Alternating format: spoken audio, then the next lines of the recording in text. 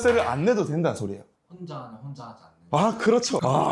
앞에 1인이 붙어 있잖아요, 지금. 납부가 마이너스면 뭐라 했죠? 환급. 환급! 처음에 사기다라고 얘기했던 게 이게 너무 좋은 거지. 이거 진짜 큰일이거든요. 진짜 세상에서 제일 조심해야 돼요, 이거. 세무사님 안녕하세요. 안녕하세요. 오늘은 어떤 이야기를 해주실 건가요? 종합소득세 신고할 때 이제 유튜버들이나 보험 설계사들, 고소득 프리랜서들이 굉장히 신고할 때 주의를 해야 되는 부분들이 좀 있어요. 그 보험 설계사들에 대한 얘기부터 좀 해볼게요. 요즘 인스타에 엄청 많이 나오시는. 아우, 그렇죠. 엄청 많이 나오잖아요, 그죠? 저의 자산도 좀 관리를 해주면. 보험 설계사들이 있는데, 이 보험 설계사들은 기본적으로 이제 면세 사업자입니다. 근데 우리가 말하는 면세 사업자는 이 면세가 이제 부가가치세가 이제 면세란 얘기거든요. 부가세만 면세. 그렇죠. 그래서 보험 설계사들도 종합소득세는 다 내야 됩니다. 이제 일반적으로 그 보험 설계사 분들은 연 7,500만 원이 안 넘으면 종합소득세를 별도로 신고하지 않고 직장인들 2월 달에 연말 정산하는 것처럼 연말 정산이라는 걸 통해서 종합소득세를 신고한 걸로 간주해 줍니다. 그런데 보험 설계사들이 이제 잘 버시는 분들은 엄청 잘 버시잖아요. 그죠? 그래서 연에 7,500만 원 초과하는 보험 설계사들은 5월 달에 종합소득세 신고를 해야 되는데, 자, 여기까지는 괜찮아요. 또 5월 달에 종합소득세 신고를 할 때 보험 설계사 분들이 기본적으로 제가 면세 사업자라고 했잖아요.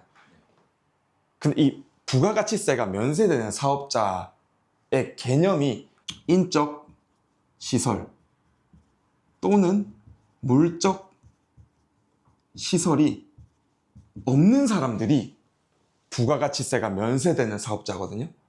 그럼 반대로 인적 또는 물적 시설이 있는 사람들은 면세 사업자가 아니고 부가가치세가 과세되는 사업자란 말이에요.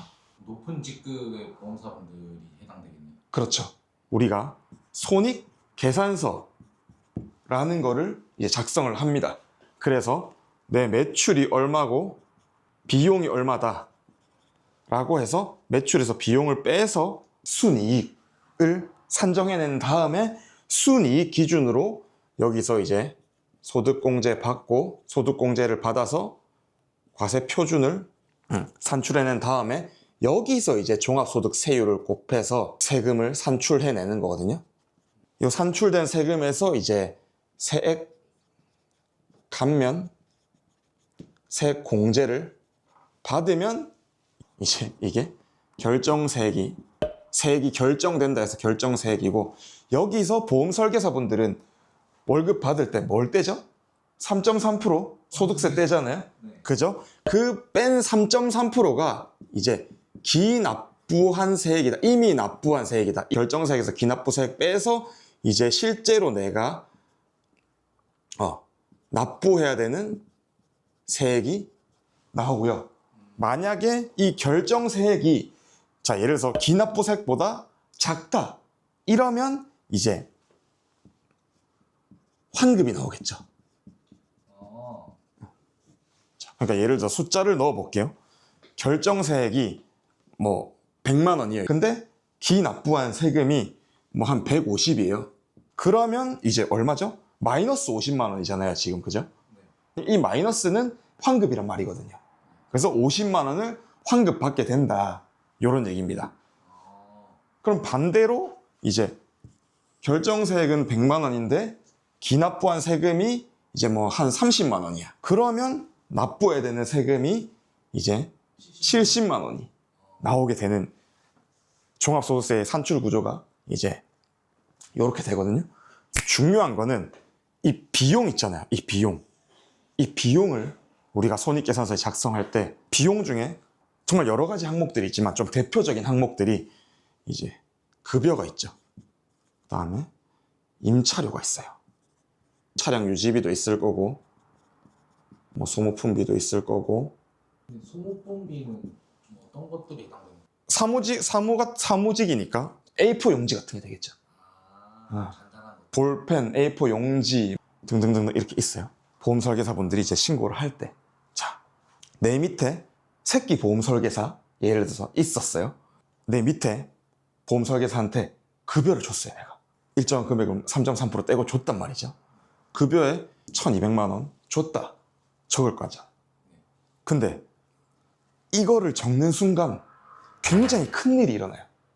왜요? 왜일까요? 이게 종합소득세에서 급여가 있다는 얘기는 우리가 부가가치세가 면세되는 사업자는 인적시설 또는 물적시설이 없는 사람이라고 했어요. 네. 근데 자, 급여를 줬다. 뭐가 있는 거죠? 사무실? 아니죠. 인적? 인적시설이 있는 사람이잖아요. 네. 내 밑에 직원이 있다는 소리잖아요, 지금. 아. 그러면 인적시설이 있는 사람들은 무슨 사업자를 했습니까? 부가가치세 과세. 그렇죠. 부가가치세 과세 사업자예요. 그래서 면세 사업자가 아니게 돼요, 더 이상. 근데 이분들은 부가세 신고 당연히 안 했을 거란 말이에요. 자기 부가가치세 과세 사업자가 되는 순간 자기 매출의 10%가 부가가치세를 내야 돼요. 그죠? 근데 매출에 부가가치세 지금 하나도 안 냈을 거란 말이죠. 애초에 난 면세 사업자로 생각하고 있었을 거니까. 그리고 기본적으로 인적시설이나 물적시설이 없는 사람들이기 때문에 부가가치세가 면세되는 사업자가 맞는데 급여의 비용 항목들 중에 급여의 숫자가 기재되는 순간 물인적시설이 있다고 볼 수 있죠, 국세청은. 그래서 올해 너 인적시설이 있었네? 근데 왜 사업자 등록을 안 했지? 작년 1월 1일 기준으로 이제 사업자 등록증을 직권 등록해서 그 해의 매출의 10%를 부가가치세로 때려 맞을 수가 있어요. 와, 그럼 엄청 큰 거. 이거 진짜 큰 일이거든요. 진짜 세상에서 제일 조심해야 돼요, 이거. 저걸로 소송도 진짜 많이 합니다. 어디까지가 인적시설이고 어디까지가 물적시설이냐로. 근데 어쨌든 기본적으로 국세청은 요 인적시설은 4대 보험을 가입시키는 어떤 근로자라든지 고용보험을 드는 일용직 근로자들, 여기서 이제 3.3% 프리랜서들도 그것도 이제 인적시설이 있는 걸로 보겠다라고 국세청은 지금 기준을 잡아서 급여에 뭔가 적히는 순간은 다 인적시설이 있다라고 보겠다는 거예요. 그리고 한 개 더 있죠. 물적시설. 이게 또는이에요. 또는. 급여는 없었어요. 근데 나 사무실 하나 있는데 뭐 한 달에 한 월세 50만 원 정도 해가지고 그럼 임차료가 얼마죠? 1년 하면 600만 원이잖아요. 자, 그래서 나 임차료 600 썼으니까 여기 임차료 600 적었어요. 자, 그럼 어떤 일이 또 일어날까요? 물적 시설에 잡히나요? 그렇죠. 아. 이제 인적 시설은 없지만 물적 시설이 있는 사람이 되는 거야. 부가가치세가 과세되는 사업자로 볼 여지가 많아지는 거죠. 둘 중에 하나만 있어도. 그렇죠. 그래서 보험 설계사 분들이 종합소득세 신고를 할 때는 딴 거 괜찮아요. 뭐 차량 정도 있는 거는 물적 시설로 안 보거든요. 근데 이제 임차료는 완벽한 물적 시설이거든요. 그래서 요 두 개 항목을 절대 기재하시면 안 돼요. 한 달에 그래도 꽤나 버실 텐데. 그렇죠. 1년치 10% 때려 맞으면 엄청 많죠. 내가 1억이에요. 1억에 10%하면 얼마입니까? 1,000만 원. 1,000만 원이에요. 그 1,000만 원만 안 내죠. 가산세가 줄줄이 따라 붙겠죠. 가산세도 따라 붙어요. 그럼요. 가산세에 대한 얘기를 해볼게요. 이제 부가가치세의 가산세죠. 어떤 가산세들이 지금 붙게 되냐면 첫 번째로 사업자 미등록에 대한 가산세가 매출의 1%가 붙어요. 인적 또는 물적인데 왜 사업자 등록을 안 했냐 이렇게. 그렇죠. 사업자 등록에 의무가 생기는 사람들이란 말이에요. 근데 필수를 안 했으니까 그 다음에 부가가치세 무슨 의무가 있죠? 신고해야 되는 의무가 있잖아요, 우리 일반 과세자들은. 네네. 일반 과세자들은 이제 반년에 한 번씩, 간이 과세자들은 1년에 한 번씩 신고해야 되는 의무가 있잖아요. 근데 그 신고해야 되는 의무를 안 했잖아요. 의무를 안 하면 가산세가 붙는 거예요. 신고 불성실. 불성실. 신고를 성실하게 안 했다는 거죠. 가산세가 붙습니다. 무신고가 있고 과소신고가 있어요. 그죠?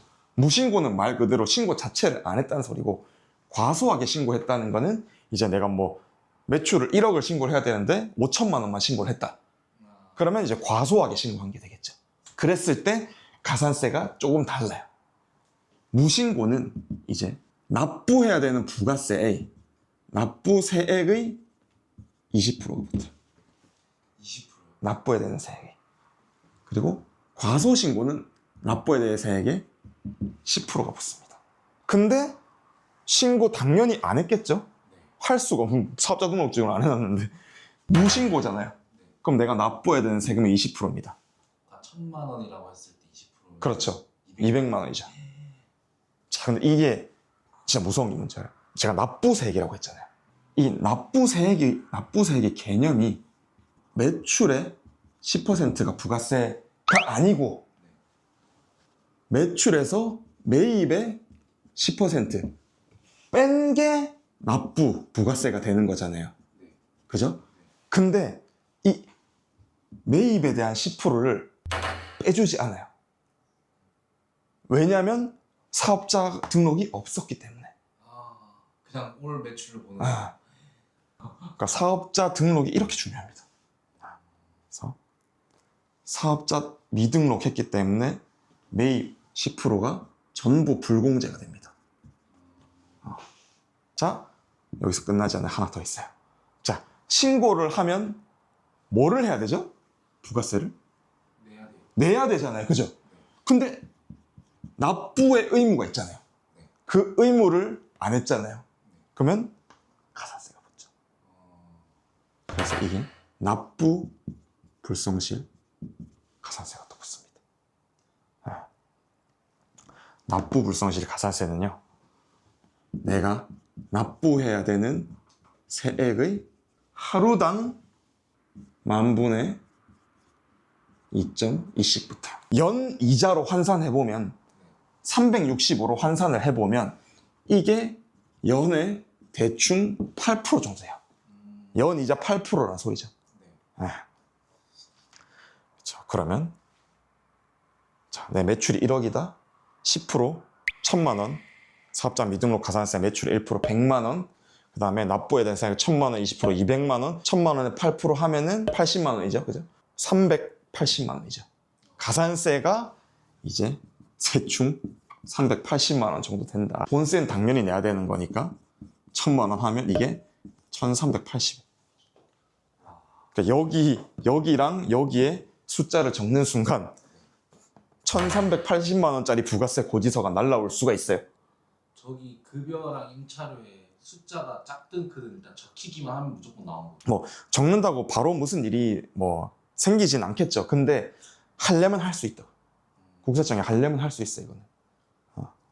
그래서 굉장히 주의하셔야 됩니다. 이제 저 인적 시설 또는 물적 시설이 유튜버들이랑도 굉장히 연관이 돼 있거든요. 자, 유튜버, BJ, 틱토커 이런 분들을 이제 다 뭉뚱그려서 뭐라고 할까요? 이커머스? 어쨌든 이런 분들을 이제 미디어 콘텐츠를 창작하는 사람이다 라고 표현을 합니다. 그런데 이 미디어 콘텐츠 창작을 하는 사람이 국세청은 이거를 두 가지로 분류합니다. 1인 미디어 콘텐츠 창작자, 미디어 콘텐츠 창작업이라는 두 가지 표현으로 구분을 해서 사용해요. 이 두 가지의 차이가 뭘까요? 혼자 하는 혼자 하지 않는. 그렇죠. 그렇죠. 앞에 1인이 붙어 있잖아요, 지금. 근데 얘는 앞에 뭐? 안 붙어 있어. 안 붙어 있잖아요. 혼자가 아니란 소리야. 얘는 혼자. 그죠? 자, 혼자면 뭐죠? 인적 시설이나 물적 시설이 없는 사람들은 뭐다? 면세 사업자. 그렇죠. 면세 사업자거든요. 그럼 인적 시설 있나요? 없습니다. 없죠. 그럼 우리는 뭐만 판단하면 되냐? 물적 시설이 있는지 없는지만 판단을 하면 돼요. 스튜디오를 어디 하나 차려서 거기에 이제 뭐 편집실도 만들고 뭐 그런 사람들은 물적 시설이 있는 사람들이겠지만 나는 그런 게 아니고 그냥 조그만하게 집에서 그냥 뭐 이렇게 한다. 그런 사람들은 이제 1인 미디어 콘텐츠 창작자가 되는 거죠. 면세 사업자가 됩니다. 그런데 두 가지로 구분한다 했잖아요. 미디어 콘텐츠 창작업은 왜 구분할까? 파이가 크니까 돈 많이 버니까 세금 내라고? 뭐 아니가 우리가 부가가치세가 면세 사업자가 있으면 또 뭐가 있다고 했죠, 제가? 과세. 그렇죠. 과세 사업자가 있잖아요. 이거 두 개를 구분해 놓는 이유가 얘는 면세 사업자고요. 얘는 과세 사업자예요. 왜 과세죠? 생각해 보면 왜 과세? 저기 있잖아. 과세 이유가. 인적 시설이나 물적 시설이 있는 애들이 이 미디어 콘텐츠 창작업이라는 거를 사업자 등록할 때 이제 업태 종목에 요걸 쓴다고요. 인적 시설에 물적 시설이 없는 사람들은 이제 요걸로 가는 거고. 요렇게 크게 구분이 됩니다. 1인 미디어 콘텐츠 창작자들은 사업자 등록증이 사실 없어도 상관없어요. 홈 설계사들도 사업자 등록증이 없잖아요. 근데 미디어 콘텐츠 창작업은 무조건 사업자 등록이 필수예요. 왜? 부가세 과세 사업자니까. 만약에 그럼 아까 그 보험 설계사 종합소득세 신고하는 걸로 돌아와서 손익계산서가 어떻게 구성된다고 했죠, 제가? 매출이 있고 비용이 그렇죠. 요 비용은 아까 급여, 임차료 등등등등으로 구성된다고 했잖아요. 급여에 뭔가 숫자를 내가 넣어서 종합소득세 신고를 했어요. 그러면 나는 뭐가 있는 사람이 돼버렸죠? 사업자. 아니요. 인적 시설이 있는 사람이 됐잖아. 네. 인적 시설이 있으면 뭐가 되죠? 과세. 부가가치세 과세 사업자가 되죠. 그렇죠? 근데 나 지금 1인 미디어 콘텐츠 창작자야. 면세 사업자야. 근데 여기 숫자를 넣었어. 과세 사업자라고 내가 스스로 인정한 꼴이네. 자, 과세 사업자인데 부가세 신고 안 했겠죠? 그러면 아까처럼 가산세. 매출의 10%가 부가세 내야 되는 거랑 이제 가산세들이 쭉쭉 달려오겠죠. 역시나 임차료에도 뭔가 있으면 당연히 과세 사업자가 될 거고요. 그죠? 네. 그런데 이 미디어 콘텐츠 창작업이 진짜 좀 사기예요. 아까 제가 과세 사업자라고 했잖아요. 매출의 10%를 부가세로 내야 돼요. 이 매출의 10%를 0%로 바꿀 수 있어요. 그럼 부가세가 빵원이란 소리잖아요. 그죠? 매출이 10억이에요. 10억이 0% 얼마입니까? 그렇죠. 0원이잖아요. 부가세를 안 내도 된다는 소리예요. 0%로 할 수 있게 해주는 제도가 영세율이란 제도예요. 보통 어떤 때 쓰이냐면요. 이게 수출과 연관이 돼 있을 때 쓰입니다. 수출. 그렇죠. 달러 비싸던데. 그렇죠. 너무 비싸죠. 수출과 연관이 된 것들에 대해서는 우리가 국가가 이제 쉽게 얘기해서 외화 벌이를 장려하는 거죠. 수출하는 애들한테는 너네 부가세 0%로 내게 해줄게. 우리 유튜버가 영상을 어디 올립니까? 유튜브에다가요. 그렇죠. 네. 유튜브가 어디 거예요? 미국 거요. 그렇죠. 미국 거잖아요. 구글 거잖아. 미국에서 정산 받을 때 돈 뭘로 정산 받겠어요? 달러요. 달러로 받잖아요. 달러를 벌어 온다고 유튜버들이.